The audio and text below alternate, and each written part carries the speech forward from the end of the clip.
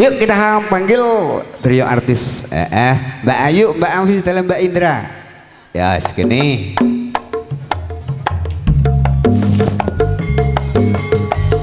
Yuk ojo dipleroki Mas, yen mengko bengi ana pagelaran wayang kulit.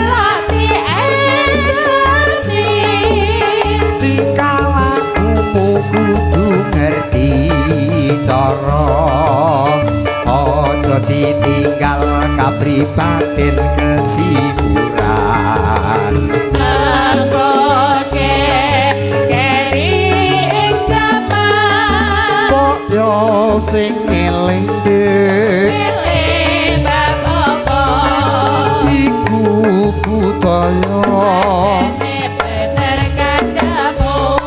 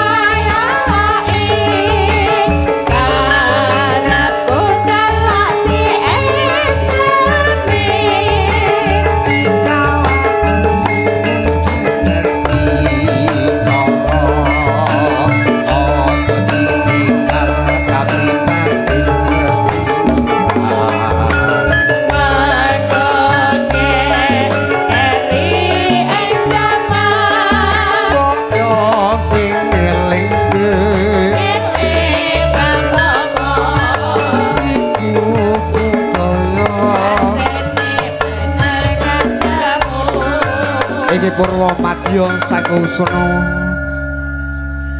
kula sakadang mesti kemawon kathah kalepatanipun so kathah kekiranganipun iki ngaturaken sugeng kondur